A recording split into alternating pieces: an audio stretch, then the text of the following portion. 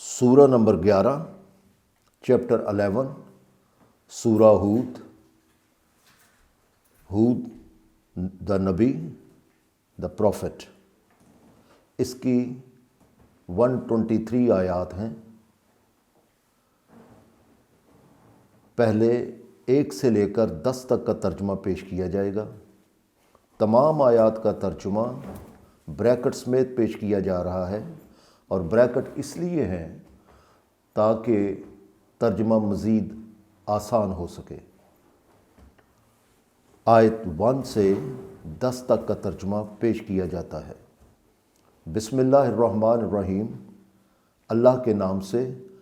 جو سنورنے والوں کی مرحلہ وار اور قدم با قدم مدد و رہنمائی کرتے ہوئے انہیں ان کے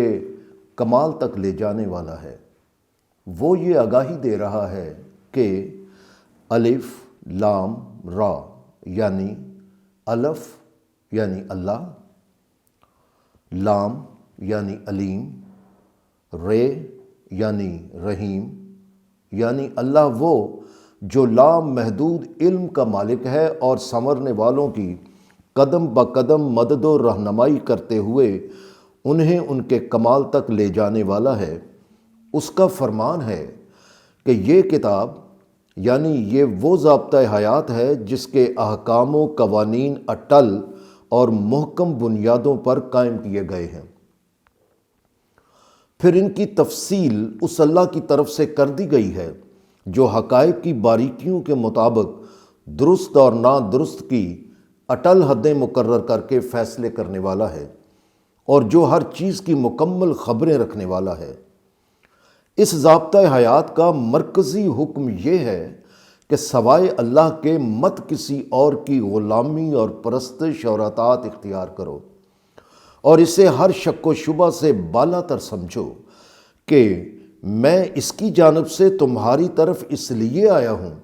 تاکہ تمہیں آگاہ کر دوں کہ غلط راستے اختیار کرنے کے نتائج خوفناک ہوتے ہیں،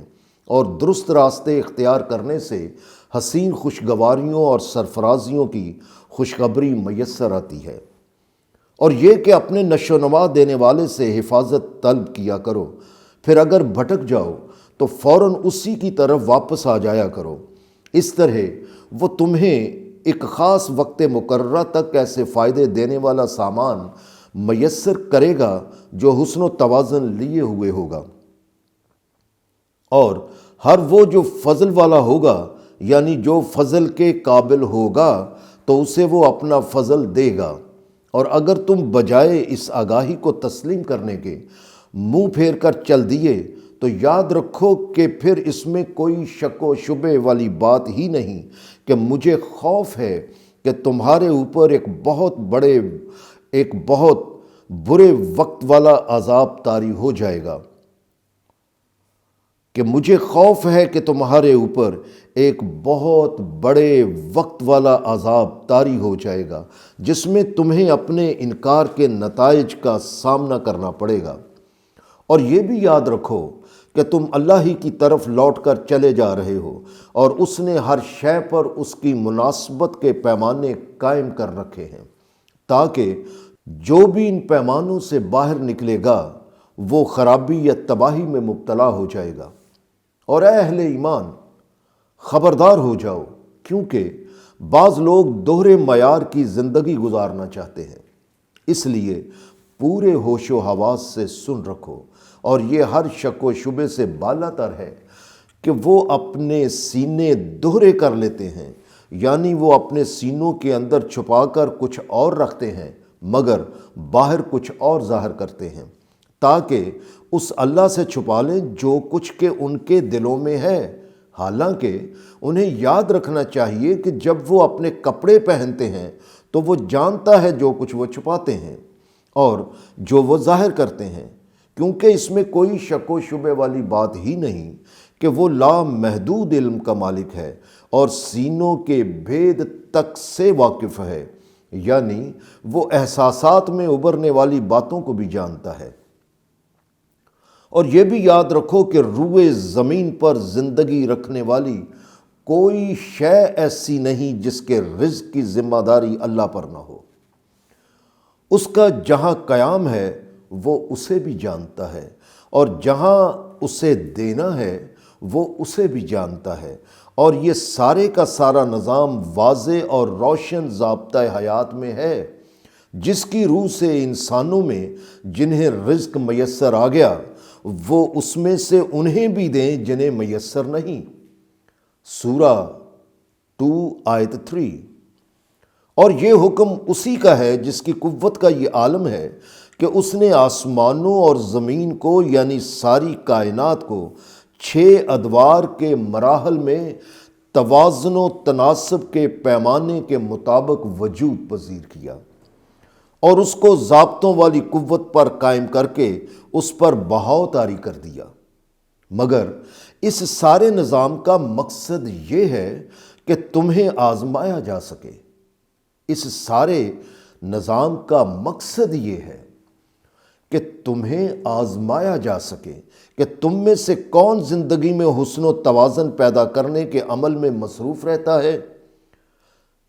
لیکن وہ لوگ جنہوں نے نازل کردہ احکام و قوانین اور سچائیوں کو تسلیم کرنے سے انکار کر کے سرکشی اختیار کر رکھی ہے، انہیں اگر تم یہ کہو کہ موت کے بعد بھی زندگی کا سلسلہ آگے چلتا ہے جس میں تم اٹھائے جاؤ گے اور تمہیں اپنے اعمال کا حساب دینا پڑے گا، تو تم تحقیق کر کے دیکھ لو تو اسی نتیجے پر پہنچو گے کہ وہ یہی کہیں گے کہ یہ سوائے صاف صاف جادو یعنی دھوکے کے اور کچھ نہیں ہے۔ اور ایسے لوگوں کے اس طرح کے تمسخر کے باوجود اگر ہم ایک خاص عرصے تک ان پر عذاب کو ٹالتے ہیں تو وہ کہنے لگتے ہیں کہ آخر کس چیز نے اسے روک رکھا ہے، یہ عذاب کیوں نہیں آ جاتا؟ تو پھر ان سے کہہ دو کہ اس حقیقت کو پورے ہوش و حواس سے سن رکھو کہ جس دن وہ عذاب آئے گا تو پھر ان سے ہٹا کر کوئی اس کا رخ دوسری طرف نہیں پھیر سکے گا، اور تم اپنی آنکھوں سے دیکھ لو گے کہ جس چیز کا تم مذاق اڑایا کرتے تھے اس نے تمہیں کس طرح چاروں طرف سے گھیر لیا ہے۔ اور انسان جب ہمارے ضابطۂ حیات پر یقین نہیں کرتا تو اس کی حالت یہ ہو جاتی ہے کہ جب ہم اسے اپنی مدد سے مسرتوں اور خوشگواریوں کا مزہ چکھاتے ہیں اور پھر اس سے محروم کر دیں تو تحقیق کرنے والے جانتے ہیں کہ پھر وہ مایوس ہو کر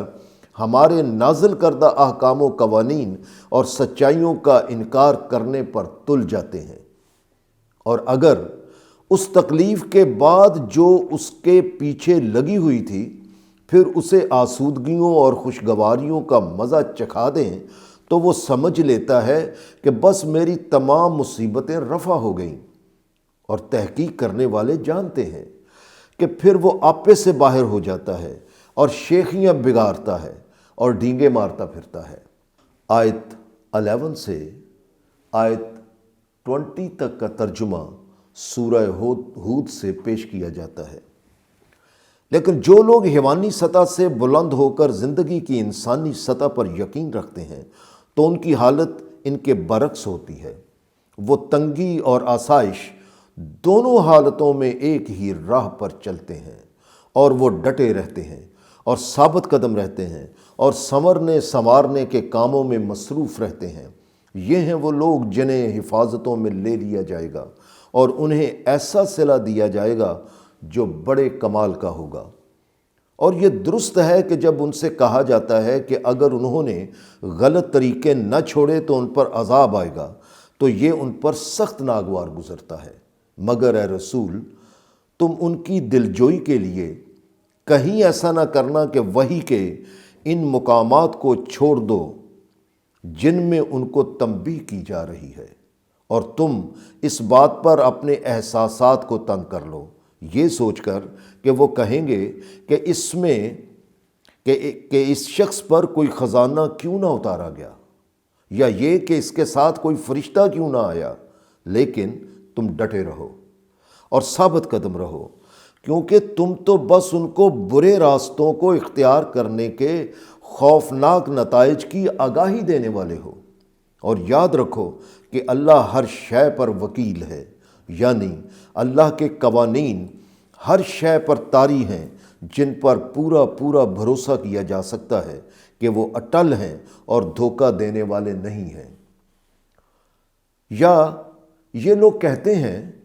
کہ اس نے یعنی محمد نے قرآن اپنی طرف سے بنا کر اسے اللہ کی طرف سے منسوب کر دیا ہے۔ ان سے کہو کہ اگر تم اس دعوے میں سچے ہو کہ یہ اللہ کی کتاب نہیں بلکہ انسان کا کلام ہے تو تم اس جیسی 10 صورتیں بنا کر لے آؤ، اور اللہ کو چھوڑ کر اور جسے بھی اپنی مدد کے لیے بلا سکتے ہو تو بلا لو، بات صاف ہو جائے گی۔ لیکن اے گروہ مخالفین، اگر نہ تم خود ایسا کر سکو اور نہ ہی وہ تمہاری اس دعوت کو قبول کریں جنہیں تم اس مقصد کے لیے اپنے ساتھ ملانا چاہتے ہو، تو اس کے بعد تمہیں جان لینا چاہیے کہ یہ قرآن اللہ کے لامحدود علم سے نازل ہوا ہے، اور اس سے یہ بھی ثابت ہو جائے گا کہ سوائے اللہ کے کسی اور کی پرستش و اطاعت نہیں کی جا سکتی۔ لہٰذا تم ان سے پوچھو کہ کیا تم اس کے بعد بھی اللہ کے احکام و قوانین کے سامنے سر تسلیم خم کرتے ہو یا نہیں؟ لیکن اس کے باوجود اگر کوئی دنیا کی زندگی کی ہی آرائشوں اور رنگینیوں کو حاصل کرنے کا ارادہ کیے رکھتا ہے تو اس کی کوششوں کے پورے نتائج اسے اسی دنیا میں مل جاتے ہیں اور ان میں کسی قسم کی کمی نہیں کی جاتی۔ لیکن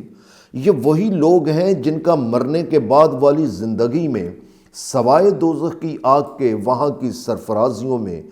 کوئی حصہ نہیں ہوگا، اور جو کچھ وہ دنیا میں بناتے ہیں وہ آخرت میں سب ضائع ہو جائے گا، اور وہ ساری کوششیں جو وہ اپنے دنیاوی فائدوں کے لیے کرتے رہتے تھے وہ باطل ثابت ہو جائیں گی۔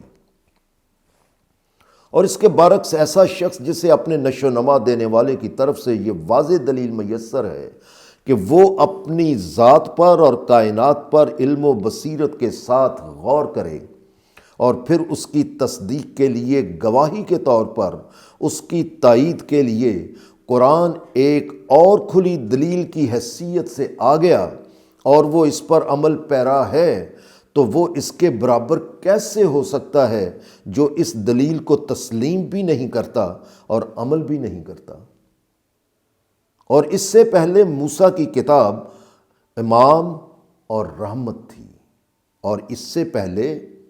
موسیٰ کی کتاب امام اور رحمت تھی۔ چنانچہ وہ لوگ جو حقیقی طور پر موسیٰ کی کتاب کو امام اور رحمت مانتے تھے وہی لوگ اس قرآن کو پہچانتے ہیں کہ یہ نازل کردہ کتاب ہے اور وہ اس پر ایمان لاتے ہیں۔ بہرحال چاہے وہ لوگ ہوں جو قرآن سے پہلے نازل کردہ کتابوں کو تسلیم کرنے والے ہیں یا وہ جو ان کو تسلیم کرنے والے نہیں ہیں، ان گروہوں میں سے جو اس کا یعنی قرآن کا انکار کرے گا تو وہ دوزخ کی آگ اس کا ٹھکانہ ہے۔ لہٰذا تم اس کے بارے میں کسی شک و شبہ میں مبتلا نہ ہونا، کیونکہ اس میں کوئی شک و شبے والی بات ہی نہیں کہ وہ تیرے پروردگار کی طرف سے حق ہے، لیکن اکثر انسان اسے تسلیم نہیں کرتے۔ اور جو لوگ شک میں پڑے رہتے ہیں کہ قرآن اللہ کی جانب سے نازل کردہ کتاب ہے بھی یا نہیں، تو وہ غور کریں اور سوچیں کہ اس شخص سے بڑھ کر اور ظالم کون ہو سکتا ہے جو اپنی طرف سے غلط اور جھوٹی باتیں بنا کر یہ کہہ کر پیش کرے کہ یہ اللہ کی باتیں ہیں۔ چنانچہ یہی وہ لوگ ہیں کہ جب وہ اپنے نشو و نما دینے والے کے سامنے پیش ہوں گے اور گواہی دینے والے اس کی تصدیق کریں گے کہ انہوں نے واقعی اپنے پروردگار کے خلاف بہتان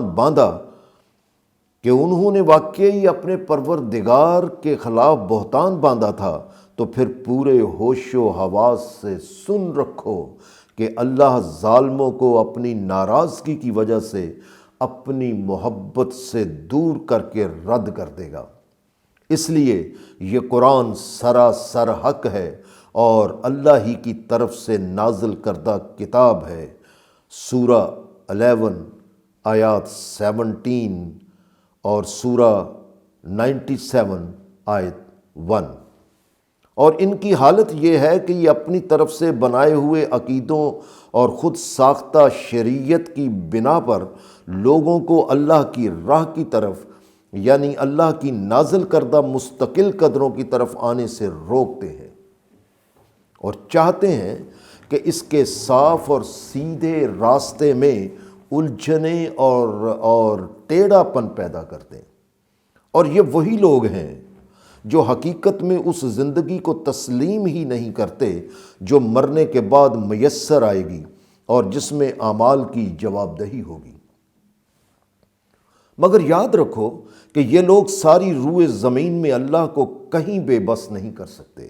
یعنی یہ اللہ سے بچ کر کہیں نہیں جا سکتے، اور سوائے اللہ کے ان کا کوئی مددگار بھی نہیں ہو سکتا۔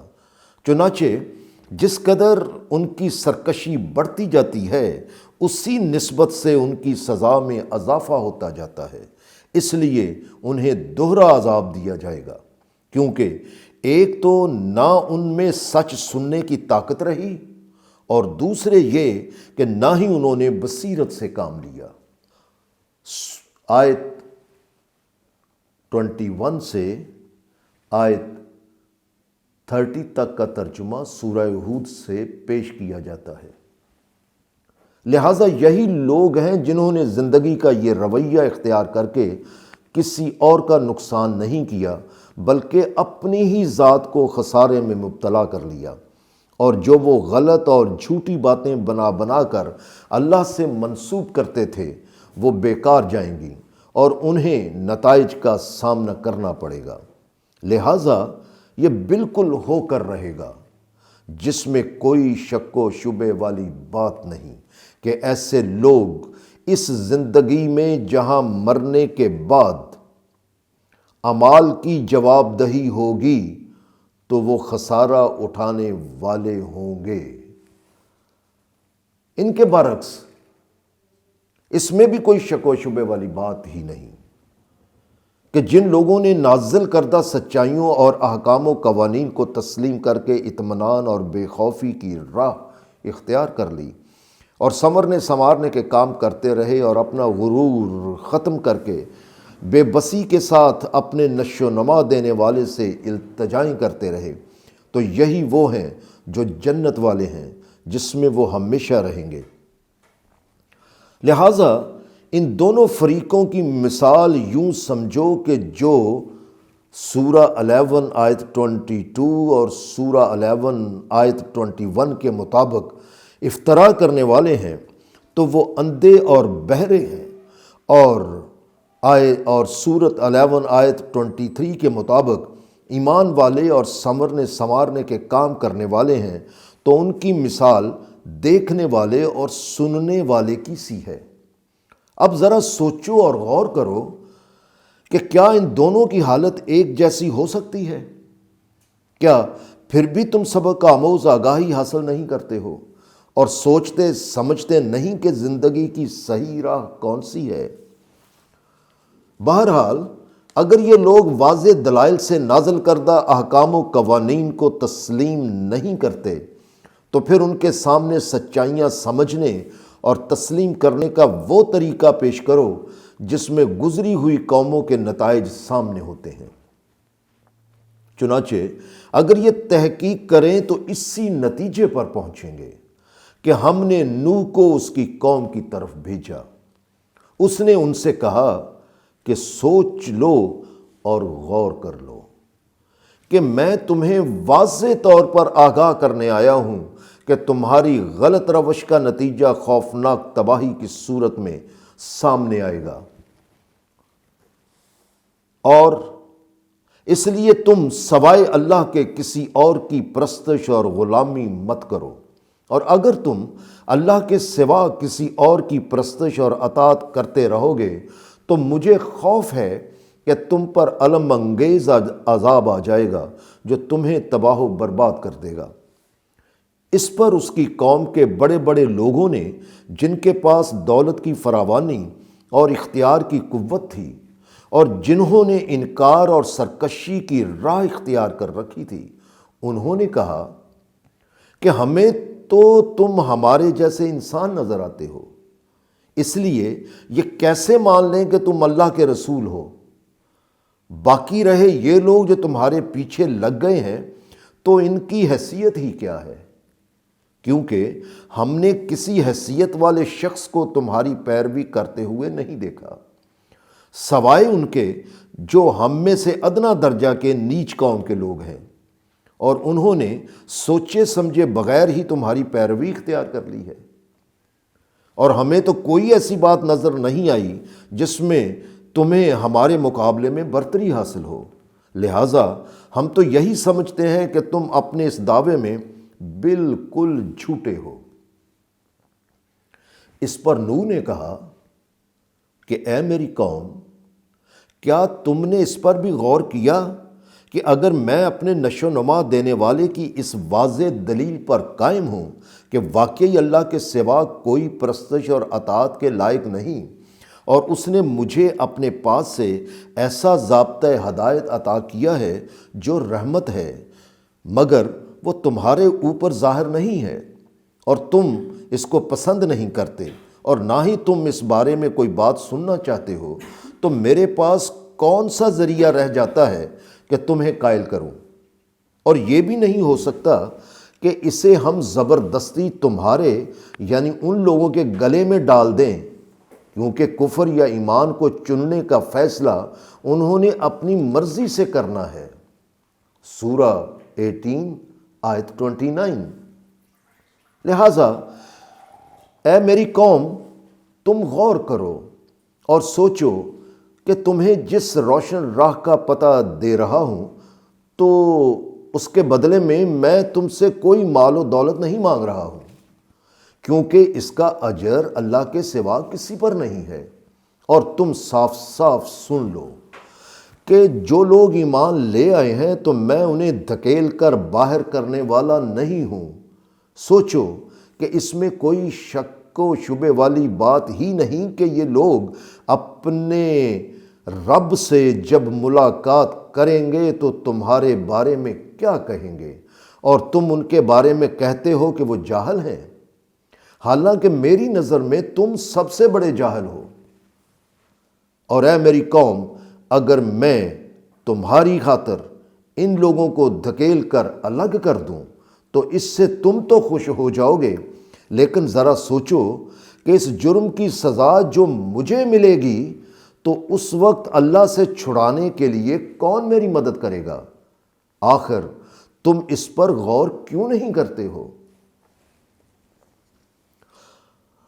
سورہ ہود کی آیت 31 سے آیت 40 کا ترجمہ پیش کیا جاتا ہے، اور میں تم پر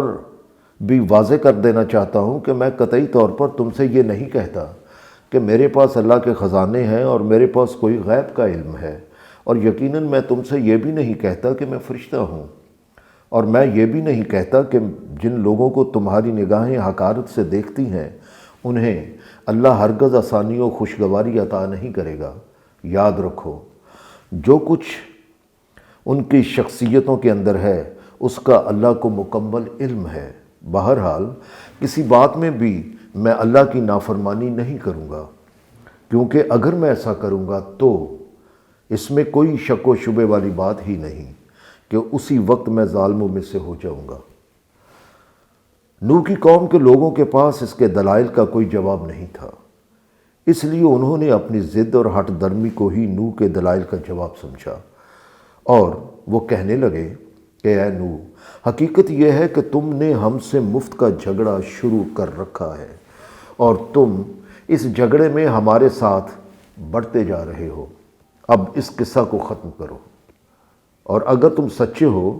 تو جس عذاب کی تم ہمیں بار بار دھمکیاں دیتے ہو اسے لے آؤ۔ نوح نے جواب دیا، اس تباہی کا لانا یا نہ لانا میرے اختیار میں نہیں ہے، وہ سوائے اللہ کے اور کوئی نہیں لا سکتا۔ وہ اگر تم پر چاہے تو لے آئے گا، مگر یاد رکھو کہ پھر تم اسے بے بس نہیں کر سکو گے، یعنی پھر تم اس سے بچ کر کہیں نہیں جا سکو گے۔ اور یہ بھی یاد رکھو کہ اگر تم نے تہیہ کر رکھا ہے کہ تم درست راہ پر نہیں آؤ گے تو پھر میں جس قدر بھی ارادہ کر لوں کہ تمہیں سبق آموز آگاہی دوں تو میری یہ سبق آموز آگاہی تمہیں فائدہ نہیں دے گی، جبکہ پھر اللہ ارادہ کر لیتا ہے کہ تمہیں گمراہ کر دے، کیونکہ وہی تمہیں نشو و نما دینے والا ہے۔ اس لیے وہ جانتا ہے کہ کون سے لوگ کس بات کے مستحق ہیں، لہٰذا اس حقیقت کو یاد رکھو کہ تم اسی کی طرف لوٹ کر چلے جا رہے ہو جہاں تمہیں اپنے اعمال کا جواب دینا پڑے گا۔ اللہ کا ارشاد ہوا کہ اے نوح، کیا یہ لوگ کہتے ہیں کہ تم نے یہ باتیں خود سے گھڑ کر اللہ سے منسوب کر دی ہیں؟ تو ان سے کہہ دو کہ اگر میں نے ایسا کیا ہے تو میرا جرم مجھ پر ہے، تم سے اس کی باز پرس نہیں ہوگی، اور جو جرم تم کر رہے ہو تو اس کی سزا بھی تمہیں ہی بھگتنی پڑے گی، میں اس سے بری ذمہ ہوں۔ اور ان لوگوں کی ہٹ درمی اور جرائم کا یہ تھا حال جب نوح کی طرف وحی کی گئی کہ تمہاری قوم میں سے جو لوگ ایمان لا چکے سو لا چکے، اب ان میں سے ہرگز کوئی اور ایمان نہیں لائے گا، لہٰذا جو کچھ یہ کر رہے ہیں تم اس پر غمگین نہ ہوا کرو، اور اب تم ہماری نگرانی میں اور ہماری وحی کے مطابق ایک کشتی بنانا شروع کر دو، اور یاد رکھو کہ ان ظالموں کے بارے میں ہم سے کچھ نہ کہنا، اس لیے کہ ان کے ظلم کی پاداش میں یقیناً یہ سارے کے سارے غرق کر دیے جائیں گے۔ چنانچہ اس نے کشتی بنانی شروع کر دی۔ اس کی قوم کے بڑے بڑے لوگ جب ادھر سے گزرتے اور اسے کشتی بناتے دیکھتے تو اس کا تمسخر اڑایا کرتے تھے، مگر اس کے جواب میں نوح ان سے کہتا کہ اگر تم ہماری ہنسی اڑانا چاہتے ہو تو جی بھر کے اڑا لو، کیونکہ جلد ایک وقت آنے والا ہے جب تمہاری حماقتوں پر ہم ہنسیں گے، جیسا کہ تم تمسخر اڑاتے ہو۔ لہٰذا تم جلد جان جاؤ گے کہ وہ عذاب کس پر آتا ہے جو اسے ذلیل و رسوا کرنے والا ہوگا، اور وہ عارضی نہیں ہوگا بلکہ وہ عذاب یوں اترے گا کہ قائم ہو کر رہ جائے گا۔ بہرحال نوح اور اس کی قوم کے درمیان کشمکش جاری رہی، یہاں تک کہ جب ہمارا حکم طاری ہو گیا تو تنور میں سے جوش مارتا ہوا پانی نکل پڑا، اور وہ اس قدر زیادہ اور بہا لے جانے والی تیزی سے نکلا کہ ہم نے نوح سے کہا کہ ہر ضرورت کی شے کے 2 جوڑے اپنے ساتھ کشتی میں رکھ لو، اور اپنے اہل و عیال کو بھی اپنے ساتھ لے لو، سوائے ان کے جن کے بارے میں پہلے کہا جا چکا ہے کہ وہ اپنی غلط روش کی بنا پر عذاب کے مستحق ہو چکے ہیں، یعنی نوح کا بیٹا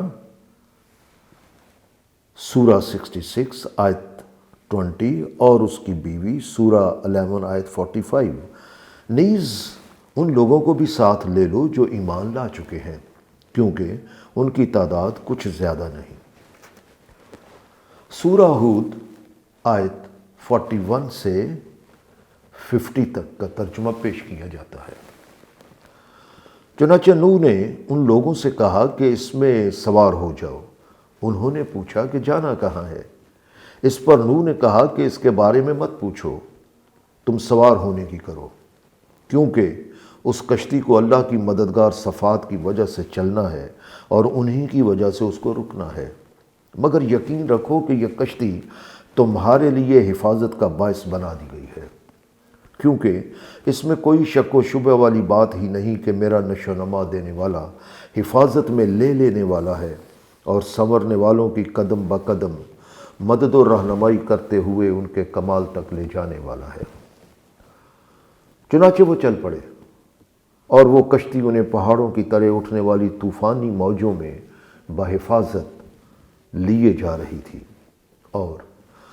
نوح ابھی زیادہ دور نہیں تھا کہ اس نے بیٹے کو آواز دی کہ اے میرے بیٹے، ہمارے ساتھ سوار ہو جاؤ، اور مت ان کا ساتھ دو جنہوں نے نازل کردہ سچائیوں کو تسلیم کرنے سے انکار کر کے سرکشی اختیار کر رکھی ہے۔ اس نے جواب دیا، تم جاؤ، میں کسی پہاڑی پر پناہ لے لوں گا جو مجھے اس سیلاب سے بچا لے گا۔ اس پر نوح نے کہا کہ تم غلط فہمی میں مبتلا ہو۔ آج اس طوفان سے جو اللہ کے حکم سے آ رہا ہے کوئی بچانے والا نہیں ہے، مگر اس سے وہی بچ سکے گا جسے اللہ اپنی مدد اور رہنمائی سے بچانا چاہے گا۔ اتنی بات ہوئی تھی کہ ان دونوں کے درمیان ایک بلند موج حائل ہو گئی اور وہ بھی ڈوبنے والوں کے ساتھ ڈوب گیا۔ اور پھر اللہ کا حکم ہوا کہ اے زمین تو اپنا یہ پانی پی جا، اور اے آسمان رک جا، یعنی شدت سے برسنے والے بادلوں تم تھم جاؤ۔ چنانچہ وہ پانی زمین میں چلا گیا اور یوں ان کا کام تمام کر دیا گیا، اور نوح کی کشتی صحیح و سلامت جودی پہاڑ پر جا لگی۔ اور اس طرح اہل ایمان کو بتلا دیا گیا کہ وہ قوم جو حقوق میں کمی کر کے یا ان سے انکار کر کے اللہ کی طے شدہ حدوں کو توڑ کر زیادتی و بے انصافی کی مجرم تھی، اسے کس طرح دور کر دیا گیا۔ مگر اس دوران نوح نے التجا کی تھی کہ اے میرے پروردگار، میرا بیٹا تو میرے اہل و عیال میں سے ہے، اور تیرا وعدہ بھی تھا کہ میرے اہل و عیال کو بچا لیا جائے گا، اور یقیناً تیرے وعدے سچے ہوتے ہیں، اور تیرے اوپر کوئی حاکم بھی نہیں جو تیرے فیصلوں کو بدل ڈالے،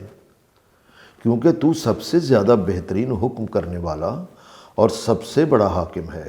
ان باتوں کے پیش نظر تو میرے بیٹے کو محفوظ رہنا چاہیے تھا، وہ کیوں غرق کر دیا گیا؟ اس پر اللہ کا ارشاد ہوا کہ اے نوح، وہ تیرے اہل و عیال میں سے تھا ہی نہیں، کیونکہ تیرے اہل و عیال سے صرف وہی ہو سکتے ہیں جو سنورنے سنوارنے والے ہوں، مگر یقیناً وہ ان میں سے تھا ہی نہیں جو سنورنے سنوارنے کی تگ و دو میں مصروف رہتے ہیں، لہٰذا تجھے اس چیز کا مجھ سے مطالبہ نہیں کرنا چاہیے جس کا تجھے علم نہ ہو، اور تمہیں یقین رکھنا چاہیے کہ میں تمہیں ان باتوں کی اس لیے نصیحت کرتا ہوں کہ تمہیں حقائق کا علم ہو جائے اور تم کہیں جاہلوں میں سے نہ ہو جاؤ۔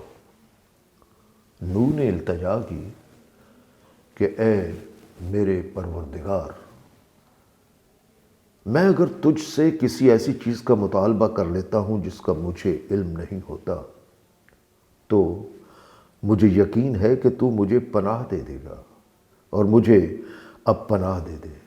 کیونکہ اگر تو مجھے اپنی حفاظت میں نہیں لے گا اور اگر میری مدد و رہنمائی نہیں کرے گا تو میں ان میں سے ہو جاؤں گا جو نقصان اٹھانے والے ہوتے ہیں۔ ہم نے کہا کہ نوح اب کشتی سے اتر جاؤ، کیونکہ اب کوئی خطرہ نہیں رہا، اور تمہارے ساتھیوں کے دلوں میں خیال ہوگا کہ سیلاب زدہ زمین سے رزق کیسے ملے گا، تو فکر نہ کرو، ہماری طرف سے تمہیں اور امتوں میں سے ان لوگوں کو جو تمہارے ساتھی ہیں زندگی کی نشو و نما کا سامان فراوانی سے ملے گا۔ باقی رہیں وہ امتیں جو تمہارا ساتھ نہیں دیں گی تو انہیں بھی دنیاوی زندگی میں فائدے تو میسر آئیں گے، لیکن آخر کار ہماری طرف سے وہ ایسے عذاب کی گرفت میں آ جائیں گی جو بہت درد انگیز ہوگا۔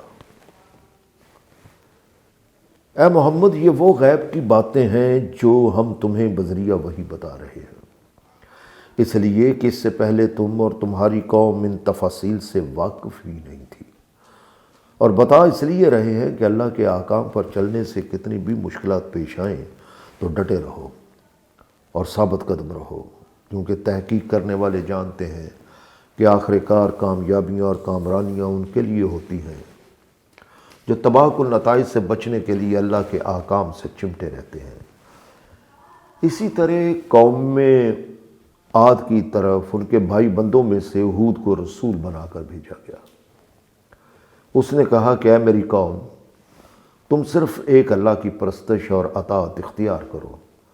اور اس کے علاوہ کسی کی پرستش مت کرو، اور اس کے علاوہ جو بھی تمہارے عقیدے ہیں وہ سارے کے سارے جھوٹے ہیں جنہیں اپنی طرف سے بنا کر غلط طور پر اللہ سے منسوب کر دیا گیا ہے۔ سورہ ہود کی آیت 51 سے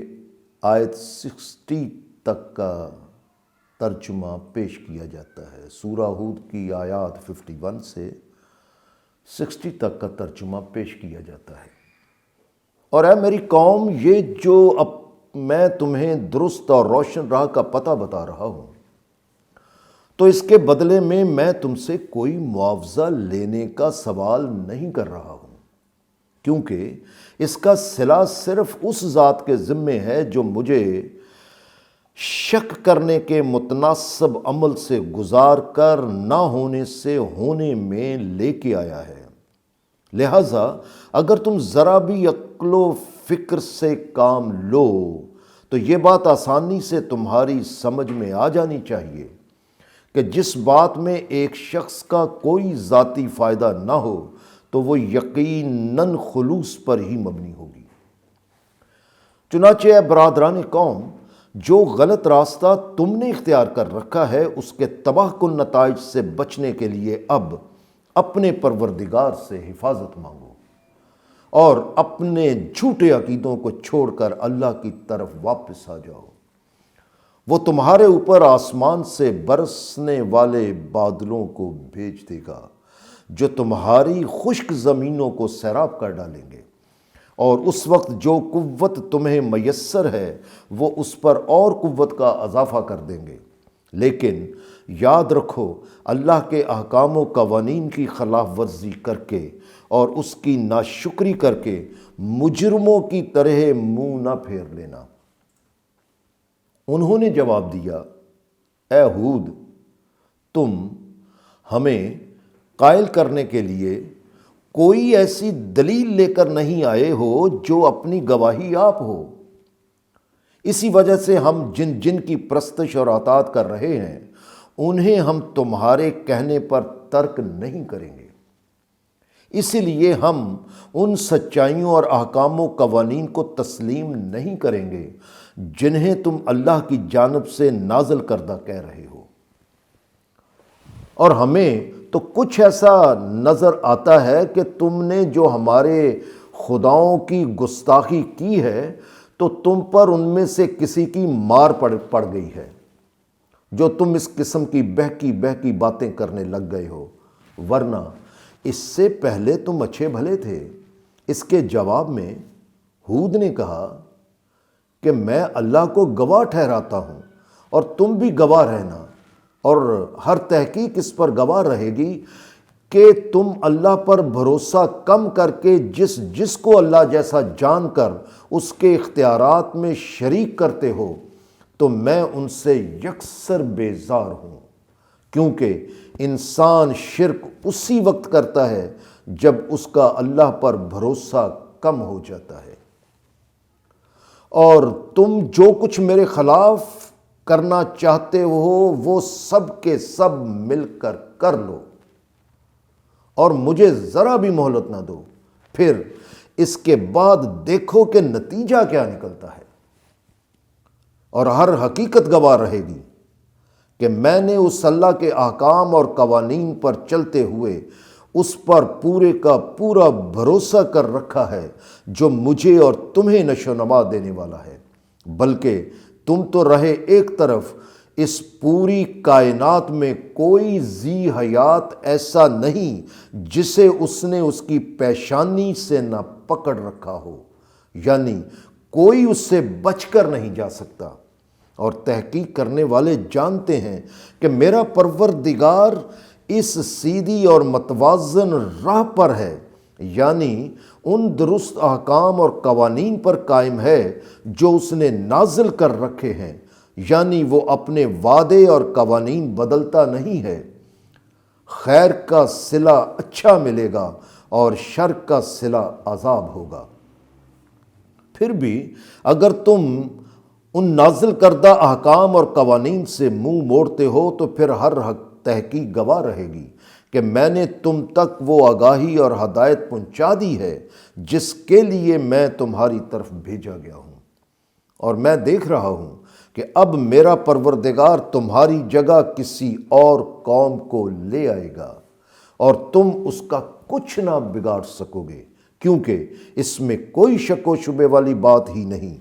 کہ میرا نشو و نما دینے والا ہر چیز پر اپنی نگہبانی قائم کیے ہوئے ہے۔ اور جب اس قوم پر غلط راہ اختیار کرنے کے نتیجے میں ہمارا حکم طاری ہوا تو ہود اور اس کے ساتھیوں کو جو اللہ پر ایمان لائے تھے، ہم نے انہیں اپنی مدد و رہنمائی سے نہ صرف محفوظ کر لیا بلکہ انہیں اس غلیظ عذاب سے بھی نجات دے دی جس میں وہ قوم مبتلا ہونے والی تھی۔ بہرحال یہ ہے داستان قوم عاد کی، جس نے اپنے رب کے احکام و قوانین سے انکار کیا اور اس کے رسولوں سے سرکشی برتی اور اپنے ان سرکش اور جابر حکام کی اطاعت کرتے رہے جو جان بوجھ کر نازل کردہ احکام و قوانین کی خلاف ورزی کرتے تھے۔ اور اس کا نتیجہ یہ نکلا کہ اس دنیا میں بھی اور قیامت کے دن بھی وہ اللہ کی ناراضگی کی بنا پر اس کی محبت سے دور ہو گئے اور ان خوشگواریوں اور مسرتوں سے محروم ہو کر رہ گئے جو انہیں اللہ کی محبت کی وجہ سے میسر آ سکتی تھیں۔ پورے ہوش و حواس سے سنو کہ یہ سب اس لیے ہوا کیونکہ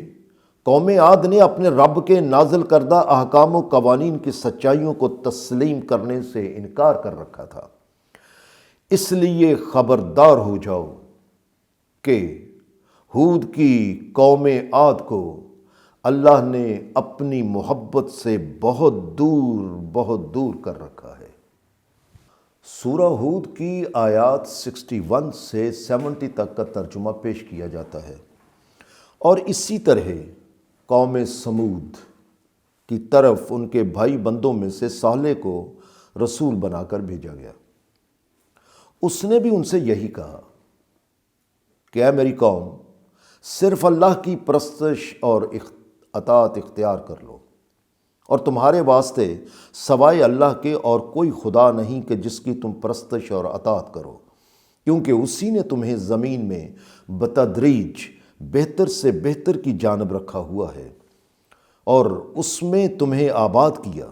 اس لیے اس حقیقت کو سامنے رکھو اور اپنی غلط روش کو چھوڑ دو، کیونکہ اس کی وجہ سے تم پر جو تباہی آنے والی ہے اس سے بچنے کے لیے اللہ سے اس کی حفاظت طلب کرو اور واپس اسی کی طرف لوٹ آؤ۔ اور حقیقت یہ ہے کہ میرا رب دور نہیں ہے، وہ تو بہت قریب ہے اور وہ دعاؤں کا جواب دینے والا ہے، اس لیے تم اس سے دعائیں مانگو اور التجائیں کرو۔ انہوں نے کہا، اے صالح، حقیقت یہ ہے کہ اس سے پہلے تم ہمارے درمیان ایسے انسان تھے جس سے ہماری بڑی امیدیں وابستہ تھیں کہ تم اپنے بزرگوں کے سچے جانشین ہوگے اور ہمارے معبودوں کا بول بالا کرو گے، لیکن تم نے تو ہماری امیدیں ہی خاک میں ملا دی ہیں۔ اور کیا تم نے غور کیا ہے کہ تم ہمیں کیا کہہ رہے ہو؟ یعنی ہم انہیں اپنا معبود ماننا چھوڑ دیں جن کی عبادت ہمارے آباء و اجداد کرتے چلے آئے ہیں؟ اور ہماری تحقیق یہی کہتی ہے کہ جس بات کی طرف تم ہمیں بلاتے ہو ہمیں تو اس کی سچائی میں بڑا ہی شک ہے، اور اس کی وجہ سے ہمارے دل میں بڑا اضطراب پیدا ہوتا ہے، کیونکہ وہ ہمارے باپ دادا کے عقیدے کے خلاف ہیں۔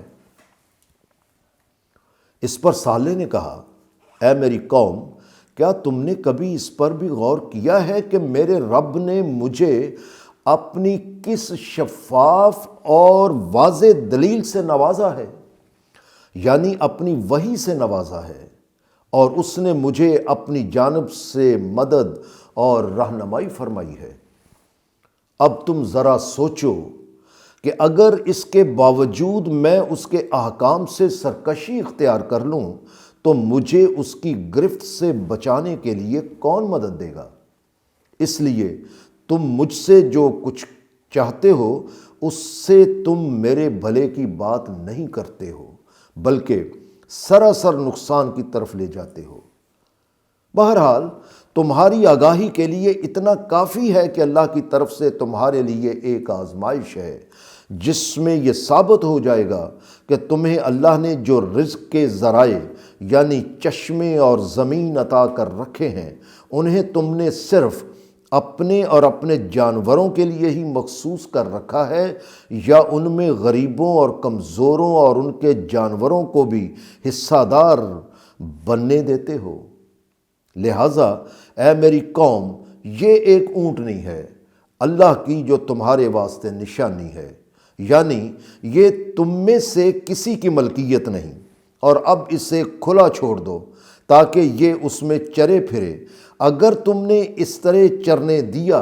اور چشموں پر پانی پینے دیا تو یہ اس بات کی دلیل ہوگی کہ تم کمزوروں اور غریبوں کو بھی پانی پینے دو گے اور رزق حاصل کرنے دو گے۔ لیکن اگر تم نے اس کو کسی برے ارادے سے ہاتھ لگایا تو پھر تم بہت جلد عذاب کی گرفت میں آ جاؤ گے۔ اس تنبیہ کے باوجود انہوں نے اس کی اہم نسیں کاٹ کر مار ڈالا۔ اس پر صالح نے کہا کہ بس اب تم اور 3 دن اپنے گھروں سے فائدہ اٹھا لو، اس کے بعد تم پر تباہی آ جائے گی، کیونکہ یہ ایسا وعدہ ہے جو کبھی جھوٹا ثابت نہیں ہوگا۔ آخر کار جب ہمارا حکم طاری ہو گیا تو ہم نے صالح کو اور اس کے ساتھیوں کو جو ہماری جانب سے نازل کردہ احکام و قوانین کی سچائیوں کو تسلیم کر چکے تھے، اپنی مدد اور رہنمائی سے اس دن کے رسوا کن عذاب سے بچا لیا، کیونکہ اس میں کوئی شک و شبے والی بات ہی نہیں کہ تمہارا رب لامحدود طاقت اور لامحدود غلبہ رکھنے والا ہے۔ اور جو ظالم ہیں، یعنی جو دوسروں کے حقوق میں کمی کر کے یا ان سے انکار کر کے اللہ کی طے شدہ حدوں کو توڑ کر زیادتی اور بے انصافی کرنے کے مجرم بنتے تھے، ان لوگوں کو صبح ہی صبح ایک تند آواز اور زلزلہ، سورہ 7 آیت 78، ایک تند آواز اور زلزلہ نے اپنی گرفت میں لے لیا، اور وہ اپنے گھروں میں اپنے گھٹنوں کے بل اوندے کے اوندے بے حس و حرکت گرے ہوئے رہ گئے، یوں کہ جیسے وہ ان میں کبھی بسے ہی نہ تھے۔ اس لیے پورے ہوش و حواس سے سن رکھو، اور ہر تحقیق گواہ رہے گی کہ قوم سمود نے اپنے پروردگار کے نازل کردہ احکام و قوانین کی سچائیوں کو تسلیم کرنے سے انکار کر دیا تھا، اور نتیجہ یہ ہوا کہ قوم سمود کو اللہ نے اپنی ناراضگی کی بنا پر اپنی محبت سے بہت دور کر دیا۔ لہٰذا تمہیں بھی خبردار رہنا ہوگا، لہٰذا تمہیں بھی خبردار رہنا ہوگا۔ اور اسی طرح قوم لوط کی تباہی ہوئی۔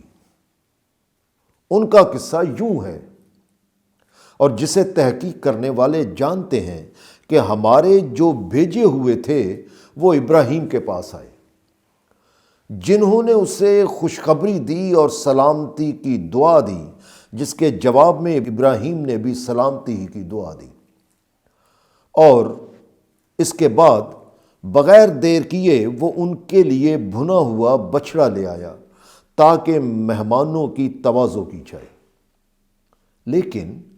جب اس نے دیکھا کہ وہ مہمان کھانے کی طرف ہاتھ نہیں بڑھاتے تو وہ ان کی طرف سے بدگمان سا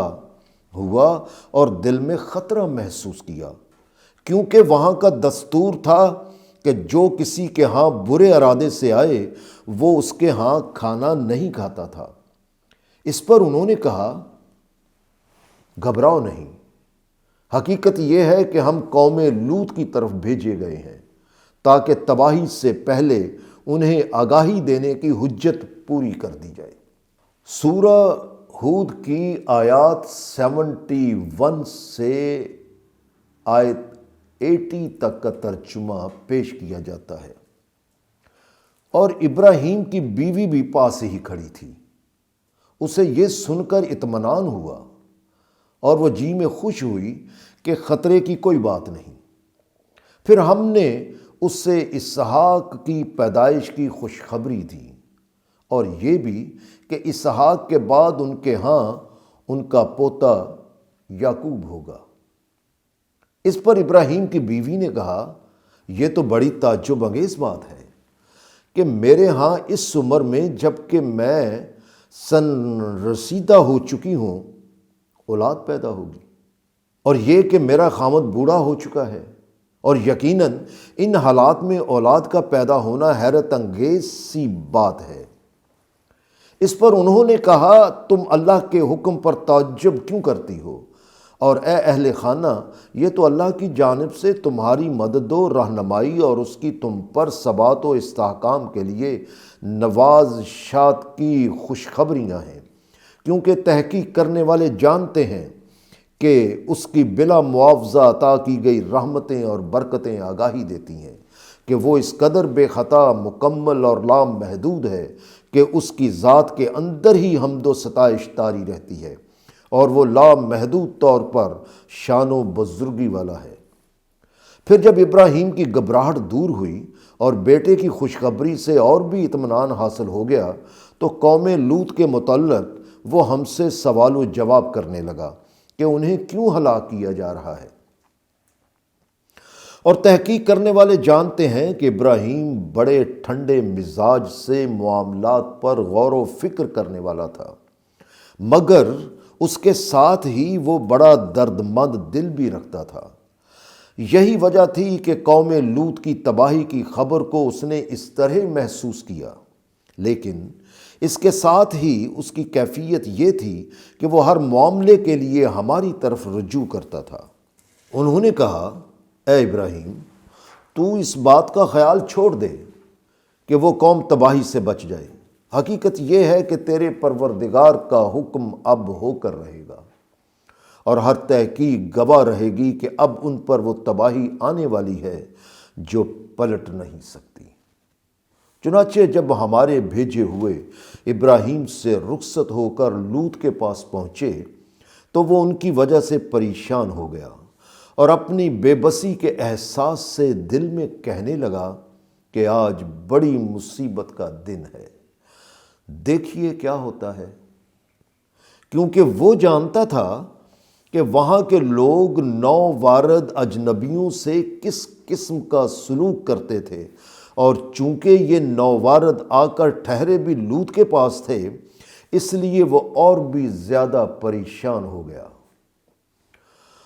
چنانچہ اس کی قوم کے لوگ اجنبیوں کی خبر سن کر بدمستی میں اس کی جانب دوڑتے ہوئے آئے، کیونکہ وہ پہلے ہی برائیاں کرنے کے عادی تھے۔ لوط نے انہیں الگ لے جا کر کہا کہ اے میری قوم، ذرا سوچو تو صحیح کہ تم کیا کر رہے ہو، اور یہ جو میری بیٹیاں ہیں یعنی قوم کی لڑکیاں، تو وہ تمہارے واسطے بہت پاکیزہ ہیں، یعنی تم ان سے نکاح کر کے پاکیزہ طریقے سے اپنی خواہشات پوری کرو۔ لہٰذا تباہ کن نتائج سے بچنے کے لیے اللہ کے احکام و قوانین اختیار کرو، اور اپنی حرکتوں سے مجھے میرے مہمانوں کے معاملہ میں مت رسوا کرو۔ مگر کیا تم میں ایک آدمی بھی ایسا نہیں جو شرافت سے کام لے اور درست راہ پر زندگی گزارے؟ انہوں نے کہا، یقیناً تو جانتا ہے کہ ہمیں عورتوں سے جنہیں تو اپنی بیٹیاں کہتا ہے کچھ دلچسپی نہیں ہے، اور یقیناً تجھے یہ بھی معلوم ہے کہ ہمارا ارادہ کیا ہے۔ لوط نے کہا کہ اے کاش میرے پاس تمہارے مقابلہ کی خود طاقت ہوتی یا کوئی طاقتور سہارا ہوتا تو میں تمہیں درست کر کے رکھ دیتا۔ سورہ ہود کی آیات 81 سے لے کر 90 تک کا ترجمہ پیش کیا جاتا ہے۔ لوط کے مہمانوں نے کہا، حقیقت یہ ہے کہ ہم تیرے رب کی جانب سے بھیجے ہوئے ہیں، اس لیے گھبرانے کی ضرورت ہی نہیں، کیونکہ یہ لوگ تیری طرف پہنچ ہی نہیں سکیں گے۔ لیکن یوں کرو کہ جب رات کا تھوڑا سا حصہ گزر جائے تو اپنے ساتھیوں کو لے کر یہاں سے نکل جاؤ، اور پھر تم میں سے کوئی مڑ کر بھی نہ دیکھے۔ یعنی جو جگہ چھوڑ دی سو چھوڑ دی، وہاں واپس آ کر دوبارہ بسنے کی خواہش نہ کرنا۔ لیکن تمہاری بیوی تمہارے ساتھ نہیں جائے گی، کیونکہ یہ برے لوگوں میں سے ہے،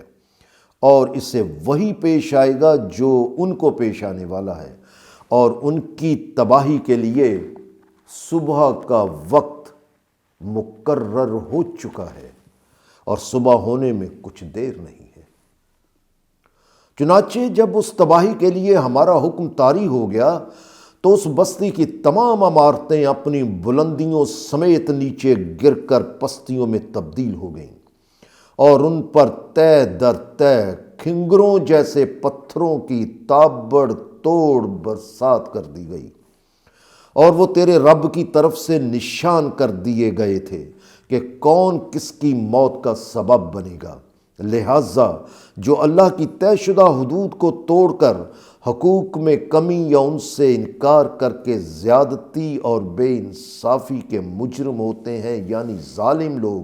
ان سے اللہ کا عذاب دور نہیں ہوتا۔ اور اسی طرح ہم نے قوم مدین کی طرف ان کے بھائی بند شعیب کو بھیجا۔ اس نے بھی یہی کہا کہ اے میری قوم، صرف اللہ کی پرستش اور اطاعت اور غلامی اختیار کرو، اور سوائے اللہ کے تمہاری پرستش و اطاعت کے لیے کوئی اور خدا نہیں ہے۔ اور دوسرے یہ کہ لین دین کے معاملات میں اپنے ناپ تول میں مت کمی کیا کرو، کیونکہ میں دیکھ رہا ہوں کہ اس وقت تو تم یقیناً بڑے خوشحال ہو، لیکن اگر تم اس برائی سے باز نہ آئے تو مجھے واقعی یہ خطرہ محسوس ہو رہا ہے کہ تم پر عذاب کا ایسا دن طاری ہو جائے گا جو تمہیں چاروں طرف سے گھیرے گا، اور تم سب اس کی لپیٹ میں آ جاؤ گے۔ اس لیے اے میری قوم، انصاف کے مطابق پورا ناپ تول کیا کرو، اور انسانوں کو مت ان کی چیزوں میں کمی کر کے دیا کرو، اور زمین میں مت امن و اطمینان تباہ کر کے زندگی کے حسن و توازن کو بگاڑتے پھرو۔ اور یاد رکھو کہ تم جو اس طرح فریب کاری سے اکٹھا کرتے ہو وہ تمہیں تباہ کر دے گا، لیکن جو تم اللہ کے احکام کے مطابق حاصل کرو گے تو وہ تمہارے لیے آسانی و خوشگواری اور سرفرازی کا باعث بنے گا۔ مگر یہ بات تمہاری سمجھ میں اس وقت آ سکتی ہے جب تم اللہ کے نازل کردہ احکام و قوانین کی سچائیوں کو تسلیم کر لو۔ بہرحال تمہاری مرضی ہے، اسے مانو یا نہ مانو، میں تمہارے اوپر کوئی نگہبان نہیں ہوں۔ انہوں نے کہا کہ اے شعیب، تم جو کچھ کہتے تھے اس سے ہم نے یہ سمجھا کہ تم صرف پوجا پاٹ کا کوئی طریقہ لے کر آئے ہو، اس لیے ہم چپ رہے، لیکن ہم تو یہ دیکھ رہے ہیں کہ بات اس سے بہت آگے ہے، اور تمہاری صلات تو صرف پرستش نہیں بلکہ کیا یہ تمہیں حکم کرتی ہے کہ تم ہمیں کہو کہ ہم اس چیز کو چھوڑ دیں جس کی پرستش و اطاعت ہمارے آباء و اجداد کرتے تھے، اور یہ کہ ہم جیسے چاہیں ویسے دولت حاصل نہ کریں، اور جیسے چاہیں ویسے خرچ نہ کریں، اور جیسے کہ ہمارے آباء و اجداد جاہل و ظالم تھے، اور حقیقت میں بس تو ہی ایک تحمل والا اور ہدایت والا رہ گیا ہے۔ شعیب نے کہا اے میری قوم، ذرا اس پر غور کرو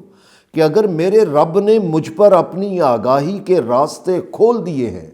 اور دوسروں کے مالوں میں کمی کر کے روزی کمانے کی بجائے مجھے زندگی کی نشو و نما کا ایسا سامان دیا جو اطمینان اور خوشگواری بخشنے والا ہے، تو میں تمہیں کیوں نہ بتاؤں کہ یہ ہی ایک درست راستہ ہے جو اطمینان بخش ہے، اور میں جن باتوں سے تم کو روکتا ہوں خود اس کی خلاف ورزی نہیں کر سکتا، اور میں تو اس کا تہیہ کر چکا ہوں کہ جہاں تک میرے بس میں ہوگا میں تمہاری اصلاح کرتا رہوں گا، لیکن یہ اللہ کی توفیق کے بغیر ممکن نہیں ہے، اور میں نے اسی کے احکام و قوانین پر چلتے ہوئے اس پر پورا بھروسہ کیا ہوا ہے، اور میں ہر معاملے کے فیصلے کے لیے اسی کی طرف رجوع کرتا ہوں۔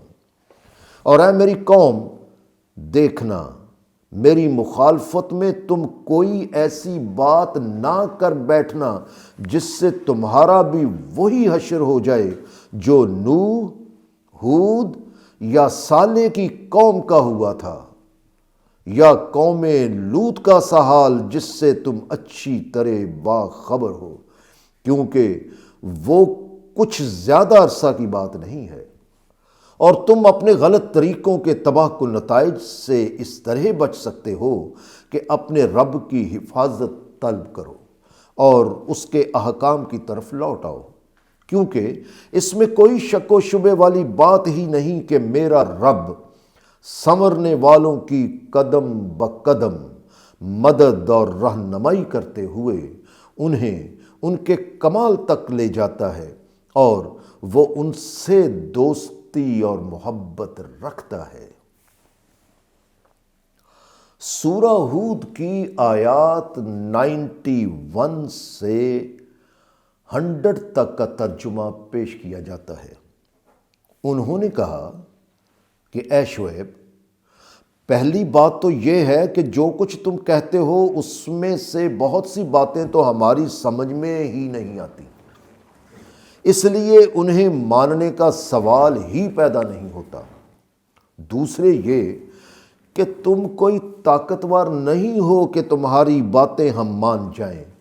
جبکہ ہمیں پتہ ہے کہ تم ہمارے درمیان ایک ناتواں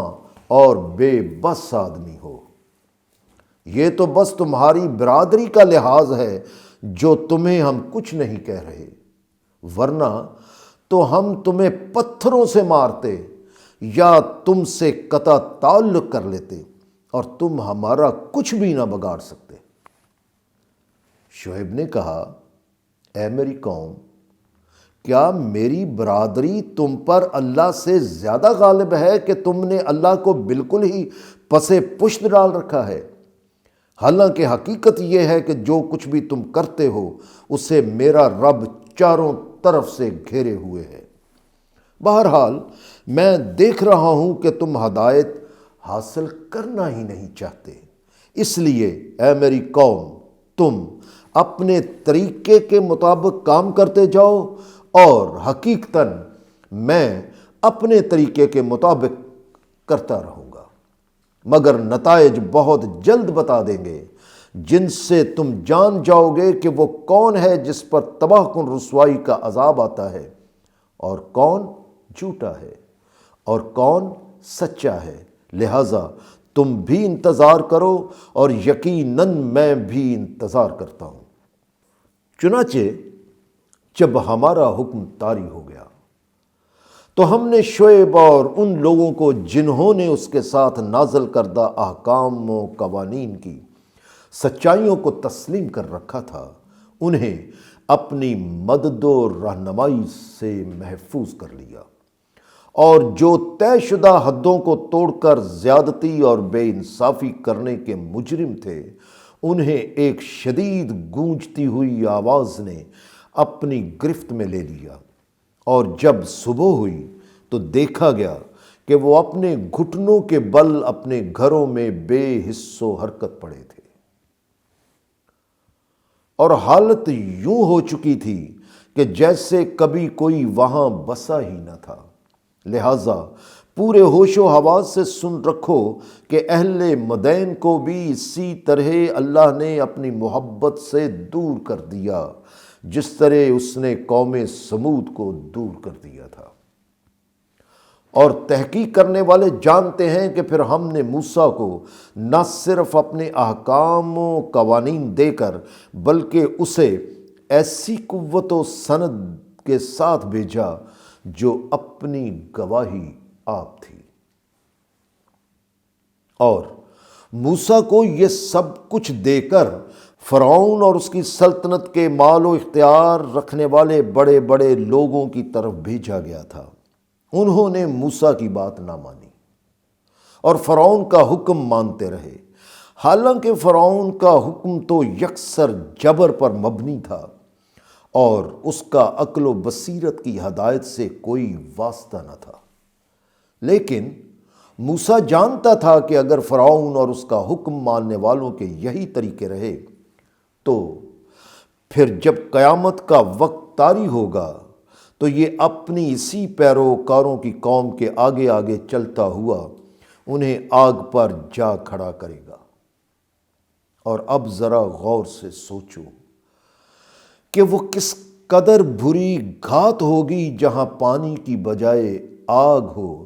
اور پیاسے انسان کو وہاں لا کھڑا کیا جائے اور وہ انہیں وہاں لا کر کھڑا کر دے گا۔ چنانچہ یہی ہوا۔ نہ صرف اس دنیا میں بھی ان کے پیچھے لعنت لگا دی گئی، یعنی وہ اللہ کی محبت سے دور ہو کر میسر آئی ہوئی خوشگواریوں اور سرفرازیوں سے محروم ہو کر رہ گئے، بلکہ یہ سزا قیامت کے دن بھی ان کا پیچھا کرتی رہے گی اور اپنے غلط طریقوں سے اپنی جد و جہد کو ضائع کر دینے کا یہ کس قدر برا صلہ ہے جو کسی کو مل کر رہے۔ بہرحال یہ اقوام گزشتہ میں سے چند ایک کی سرگزشت ہے جسے ہم تم سے بیان کر رہے ہیں۔ ان میں سے کچھ آبادیاں تو ابھی تک موجود ہیں اور باقی اجڑ چکی ہیں۔ سورہ ہود کی آیات 101 101 سے 110 تک کا ترجمہ پیش کیا جاتا ہے۔ چنانچہ ان سب پر غور و خوض کرنے سے تم نے جان لیا ہوگا کہ ہم نے اپنی طے شدہ حدوں کو توڑ کر انہیں تباہ نہیں کیا، بلکہ یہ خود اپنے ظلم سے یعنی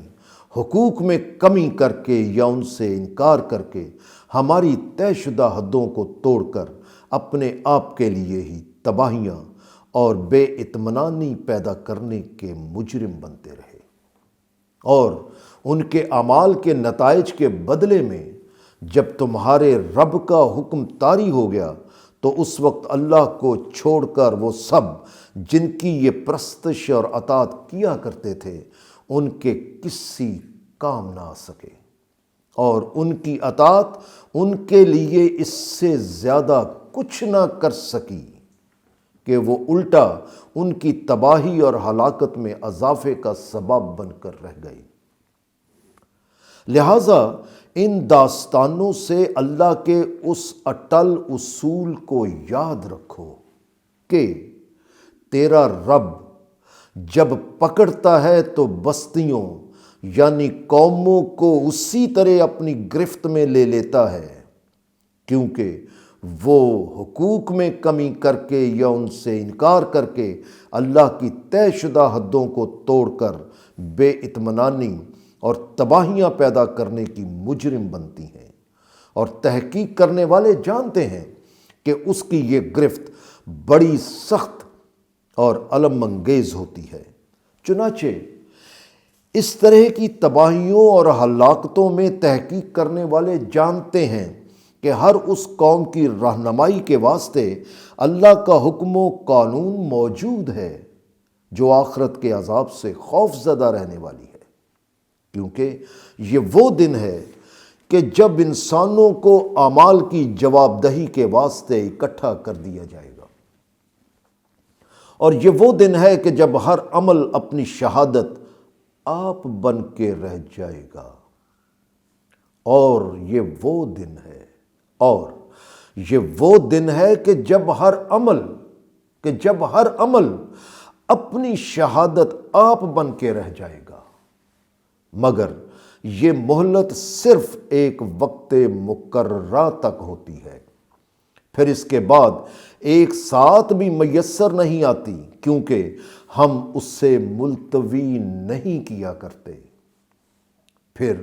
جب وہ دن طاری ہوگا تو کسی کو بات تک کرنے کی مجال نہ ہوگی، اور جو بات کرے گا وہ صرف اس کے حکم سے کرے گا، اور اس وقت دونوں گروہ نکھر کر الگ الگ ہو جائیں گے۔ ایک وہ ہوگا جو نامراد و محروم ہو کر مصیبتوں اور مشقتوں کا سامنا کرے گا، اور دوسرا وہ ہوگا جو مرادوں اور سرفرازیوں سے نوازا جائے گا۔ چنانچہ وہ لوگ جو آخر کار اپنے ظلم کی وجہ سے مصیبتوں میں ہوں گے اور مرادوں سے محروم ہو جائیں گے، وہ آگ کی سزا میں ہوں گے، جہاں وہ چیخیں گے اور دھاڑیں ماریں گے، اور وہ اسی حالت میں ہمیشہ رہیں گے جب تک کہ زمین و آسمان قائم ہیں، یعنی طویل ترین مدت تک رہیں گے۔ البتہ اگر تمہارا نشو و نما دینے والا کچھ اور مناسب سمجھے گا کہ ان کی سزا کم کر دی جائے یا بڑھا دی جائے یا معاف کر دیا جائے، تو یقیناً تمہارا پروردگار اپنے ارادے کو مکمل کرنے کا پورا اختیار رکھتا ہے۔ اور وہ لوگ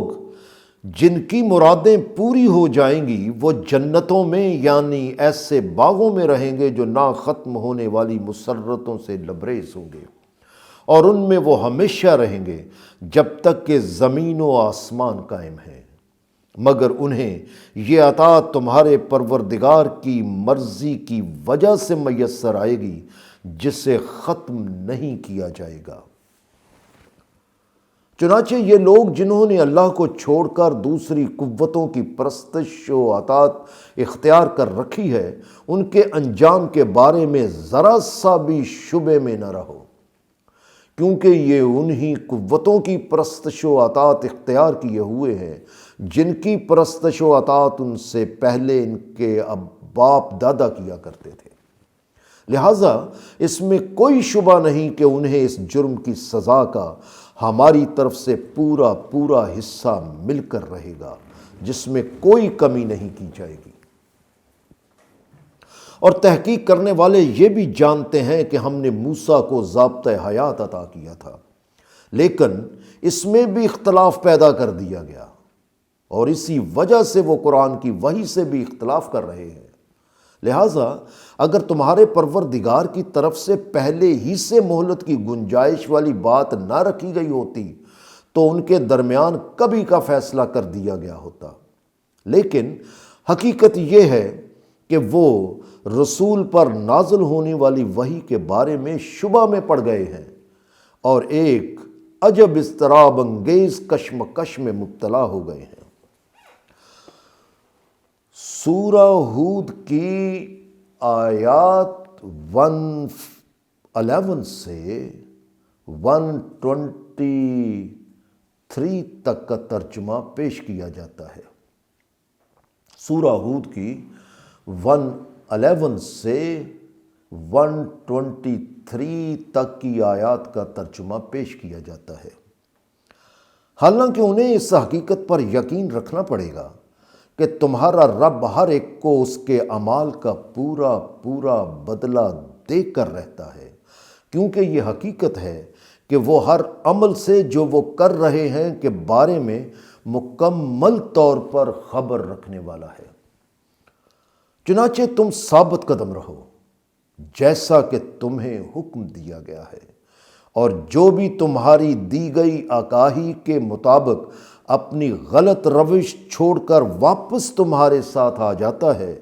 تو اس کے ساتھ سرکشی کا رویہ اختیار نہ کرو، ورنہ تحقیق کر کے دیکھ لو تو اسی نتیجے پر پہنچو گے کہ تمہارے ہر عمل پر اس کی کڑی نگاہ ہے۔ اور یاد رکھو کہ یہ لوگ مفاہمت کی کوشش کریں گے کہ کچھ تم پیچھے ہو، کچھ یہ آگے بڑھیں، اور اس طرح صلح کر لی جائے، لیکن تم ہرگز ان لوگوں کی طرف نہ جھکنا، کیونکہ یہ حقوق میں کمی کر کے یا ان سے انکار کر کے اللہ کی طے شدہ حدوں کو توڑ کر بے اطمینانی اور تباہیاں پیدا کرنے کے مجرم ہیں، اور اگر تم ان کی طرف جھک گئے تو تم بھی تباہی کی آگ کے شعلوں کی لپیٹ میں آ جاؤ گے، اور اس تباہی سے بچانے کے لیے سوائے اللہ کے اور کوئی سرپرست ایسا نہیں ہوگا جو تمہاری مدد کر سکے گا۔ اور ایسے لوگوں کی پسپائی نظام صلاۃ قائم کرنے سے ہوتی ہے۔ چنانچہ اس کا مرکزی جز یعنی نماز دن کے دونوں سروں پر اور کچھ رات گزرنے پر ادا کرو، اور اس میں کوئی شک و شبے والی بات ہی نہیں کہ حقیقی ضرورت مندوں کو عدل سے بڑھ کر ضرورت کے مطابق دینے والوں اور زندگی میں حسن و توازن پیدا کرنے والوں کی تگ و دو ان کی برائیوں کو ختم کر دیتی ہے۔ لہٰذا اللہ کا ذکر یعنی اللہ کی باتیں کرتے رہنے والوں کو یہ اصول و نصیحت پیش نظر رکھنی چاہیے۔ لہٰذا اللہ کا ذکر یعنی اللہ کی باتیں کرتے رہنے والوں کو یہ اصول اور نصیحت پیش نظر رکھنی چاہیے۔ اس لیے ڈٹ کر ثابت قدم رہو، کیونکہ حقیقی ضرورت مندوں کو عدل سے بڑھ کر دینے والوں اور زندگی کے حسن و توازن کے لیے کوششیں کرنے والوں کی تگ و دو کے صلے یقیناً اللہ ضائع نہیں کرتا۔ پھر اس پر بھی غور کرو کہ قوموں کی قومیں تباہ کر دی گئیں، لیکن اس کے باوجود تم سے پہلی گزری ہوئی قوموں میں کیوں لوگ عبرت حاصل نہیں کرتے تھے؟ اور کیوں ان میں ایسے لوگ باقی نہ رہے جو ان لوگوں کو روک دیتے جو زمین میں امن و اطمینان تباہ کر کے زندگی کے حسن و توازن کو بگاڑتے تھے؟ اور اگر تھے بھی تو بہت کم، جنہیں ہم تباہی سے محفوظ کر لیتے تھے، ورنہ باقیوں کا تو یہ حال تھا کہ وہ اللہ کی طے شدہ حدوں کو توڑ کر دوسروں کے حقوق میں کمی کر کے یا ان سے انکار کر کے زیادتی اور بے انصافی کے مجرم ہوتے تھے اور آسائشوں میں پڑے رہتے تھے جو انہیں دی گئی تھیں۔ یہ ہے ان کی اللہ سے بغاوت کہ وہ نازل کردہ ضابطۂ ہدایت کو تسلیم کرنے کی بجائے سرکشی اختیار کیے رکھتے تھے، کیونکہ وہ تھے ہی مجرم۔ اور یاد رکھو کہ جب تک کسی بستی میں رہنے والے لوگ سنورنے سنوارنے والے ہوتے ہیں، تب تک تیرے رب نے کبھی ایسا نہیں کیا کہ اسے یوں ہی بغیر وجہ کے تباہ و برباد کر کے زیادتی و بے انصافی کرے۔ حالانکہ اگر تمہارا نشو و نما دینے والا مناسب سمجھتا تو تمام انسانوں کو کائنات کی دیگر چیزوں کی طرح تعین شدہ راستے پر بے اختیار چلتے رہنے والی ایک ہی امت بنا دیتا، لیکن اس نے ایسا نہیں کیا اور انسان کو عقل اور ارادہ اور اختیار دے دیا۔ سورہ 18 آیت 29، جس کی وجہ سے وہ ہمیشہ مختلف فکر و انداز رکھنے والے ہوں گے۔ مگر تباہیاں پیدا کرنے والے اختلافات سے محفوظ رہنے کی صورت یہ ہے کہ تمہارے رب کی جانب سے جو ضابطۂ ہدایت عطا کیا گیا ہے تو سنورنے والے اس سے قدم بقدم مدد اور رہنمائی لیتے ہوئے آگے بڑھتے جائیں، کیونکہ یہی ان کی تخلیق کا مقصد ہے۔ لہٰذا تمہارے رب نے یہ ضابطۂ ہدایت دے کر سنورنے والوں کے لیے آگاہی دینے کی اپنی بات پوری کرتی ہے۔ البتہ جو خلاف ورزی کرتے رہیں گے تو ایسے تمام جنوں اور انسانوں سے جہنم کو بھر دیا جائے گا۔ بہرحال ہم تمہیں رسولوں کے بارے میں اور گزری ہوئی قوموں کے متعلق خبروں میں سے ہر چیز کے بارے میں اس لیے آگاہی دیتے رہتے ہیں تاکہ اس سے تمہارا دل مضبوط ہو جائے۔ چنانچہ تمہارے پاس یہ قرآن آ چکا ہے جو کہ تسلیم کرنے والوں کے لیے حق ہے، یعنی ایسی سچائی ہے جسے کسی گواہی کی ضرورت نہیں، اور ایسی واز ہے جس سے زیادہ پر اثر کوئی اور واز نہیں، اور ایسا ذکر ہے جس سے بہتر کوئی اور ذکر نہیں۔ لہٰذا نازل کردہ احکام و قوانین اور شفاف دلائل سے انکار کے جو نتائج نکلتے رہے، ان کی روشنی میں تم بھی ان لوگوں سے جنہوں نے انہیں تسلیم کرنے سے انکار کر رکھا ہے کہو کہ تم اپنے طریقوں پر عمل کرتے رہو اور ہم اپنے طریقوں پر عمل کرتے رہیں گے، لیکن ہر تحقیق گواہ رہے گی کہ کون تباہ کن راہ پر چلتا رہا اور کون درست اور روشن راہ پا گیا۔ اس لیے تم بھی نتائج کا انتظار کرو اور ہم بھی انتظار کرتے ہیں۔ حالانکہ تمہیں یقین کر لینا چاہیے کہ ظاہری عمل تو کجا، آسمانوں اور زمین کے تمام پوشیدہ حقائق تک اللہ کے احکام و قوانین کے مطابق سرگرم عمل ہیں۔ حالانکہ تمہیں یقین کر لینا چاہیے کہ ظاہری عمل تو کجا، آسمانوں اور زمین کے تمام پوشیدہ حقائق تک اللہ کے احکام و قوانین کے مطابق سرگرم عمل ہیں، اور اللہ کو ان کی خبر ہے، اور ہر ایک معاملہ اسی کی طرف لوٹایا جا رہا ہے۔ اسی لیے صرف اسی کی پرستش اور اطاعت اختیار کر لو اور اس پر پورا پورا بھروسہ کر لو، پھر ہو نہیں سکتا کہ تمہیں اطمینان میسر نہ آئے، کیونکہ تمہیں نشو و نما دینے والا تمہارے کسی عمل سے بے خبر نہیں ہے۔ سورہ ہود کی آیات 1 سے لے کر 123، آیت 1 سے لے کر 123 کا مکمل ترجمہ پیش کر دیا گیا۔